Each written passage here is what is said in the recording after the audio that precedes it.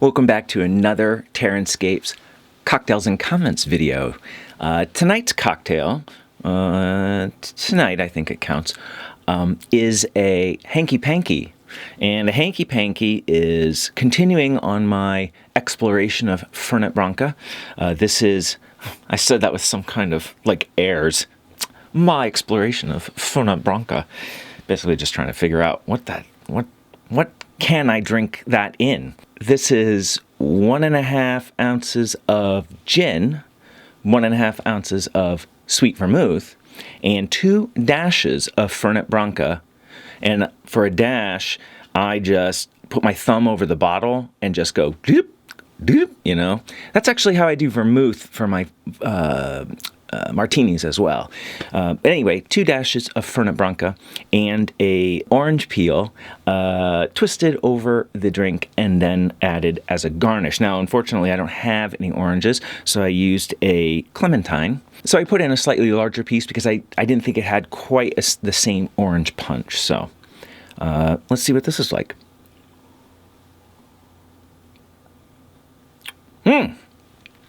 These cocktails are very surprising. I'm trying to think about how the gin plays into this. Well, it's fairly sweet.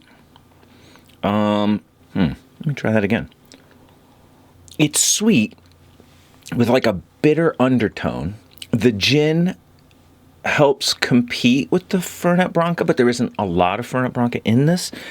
It feels a little cloying to me. Like, I don't think I would drink this regularly. It feels almost a little syrupy, and maybe that's the higher proportion of sweet vermouth doing that. But again, the Fernet Branca adds some kind of complex background to it. There's a definite blend of flavors in there. And I think, unlike the last drink, which was a Fanciulli, I gotta look that up again, it has a little bit more of the mintiness maybe coming through, even though there's less Fernet Branca. Fernet Branca has a minty flavor to it as well. This is not my favorite cocktail. It's not bad, but it's a little too sweet and cloying. But perhaps over ice, as like an afternoon on a hot day, it might be not a bad cocktail to have. Definitely over ice for me, because it would help thin that a little bit and not be quite so cloying, I think. But it will mute the flavors, and it's not a powerfully flavored cocktail, as some might be. All right, that is a hanky-panky. So now it's time for viewer comments. Artemis Fowl writes about the Tabletop World Townhouse that I did a review of a little while back. He said that it's not historically accurate, and he was discussing things like the stone floors and the cracked walls, and I responded with a lengthy commentary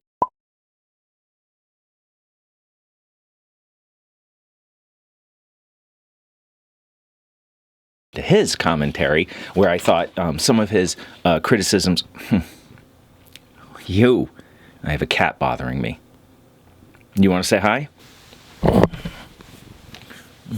This is Simon. Simon doesn't love to be held, but he's getting better at it. Oh, he's our one-eyed cat. We adopted him. He's a rescue, and he's very demanding in the winter because all of the cats are trapped in the house right now. And that means I am their best friend, and it can be a little stressful sometimes. Anyway, we return. Artemis Fowl.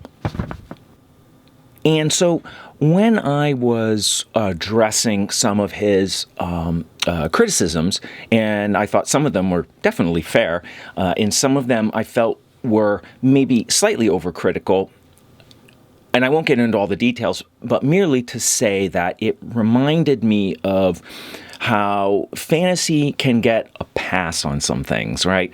It's sort of like, would they really have built stone walls on the upper floor of an inn? That's really expensive sounding and that's a lot to support. Probably not. However, it's fantasy, and it kind of works. It's got an interesting aesthetic to it. So there's some fine line, I think, with some pieces between fantasy aesthetics and realism, unless you're going to incorporate something that implies strong magical undertones, which then physics is right out the window. But it's something to kind of consider. You get a little leeway, I think, in fantasy, but you can't take it too far. And it reminded me of the tree I'm working on and how it really isn't coming out as realistic as I would like, but I think it's going to have a little fantasy feel to it, sort of stubbier branches, and it's going to not look like a species but it will work in a kind of fanciful setting, I think. So that's why I'm still like, it's going to be okay. But it was an interesting comment that made me think about that line of where fantasy is okay and where fantasy is taken too far. So something to kind of keep in mind. I think physics should always be a guide. Then secondarily, what has historically been done and why did they do it? And then if you want to deviate from that, think carefully about why you're making that deviation, how that works for the piece. So I was so glad that Artemis made that comment, and I had lots of replies to it. So if you want to see that exchange, you can go back to that video, the tabletop Townhouse number 3 product review I did a little ways back, and it's in a playlist for all my product reviews, and you can find it there. XX Reaper writes on my Woodland Scenics and Scenic Express turf reviews, and he made a comment that you could buy Woodland Scenics coarse turf. Now, I don't exactly know what he meant by that, only because I didn't go back and rewatch the whole video, and it was a while ago, but I think it was about me maybe mentioning something about particle sizes within the blends or something like that, and the Woodland Scenics being too fine, maybe. So you can get coarse turf. You could, they sell that. But I think one of the things that should always be considered is that you're not locked in to what they have available. And by that I mean, sometimes in the coarse turfs or the clump foliage, they may not have all the same colors that they have in the fine turf, or vice versa. Or when you get a blend from Scenic Express, and it's got some big chunky, dark pieces in it that just that's a little extreme. You can modify them. I have a dedicated coffee grinder that I use, and I'll throw in some Scenic Express turf. Sometimes, because I'm me, I will sift it so that I get only those large particles, and then I'll throw those in the coffee grinder, blend those up, then I'll put them back into the mix so I'm not pulverizing all the stacked grass bits and all of that. So that's a little bit more detail maybe than most people want to undertake, but it is to say that, say you want particles that are heavier than Woodland Scenics coarse turf, which is kind of...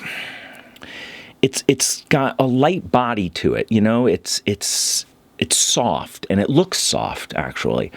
You could take their clump foliage, which is denser and much more rigid, and you could put that in your coffee grinder, and you could grind that up. Trick, if you want to get uniform sizes, grind it, sift it, grind it again, sift it, because if you just keep trying to grind it until you get the largest pieces down to where you want, you're also going to have a ton of dust, which actually could also be beneficial, but... just some thoughts on grinding turf. So I was glad that he made that comment, make me think about sharing that technique with you. Silent Traveler wrote in a previous Cocktails and Comments, he said, enough babbling, show us building. So,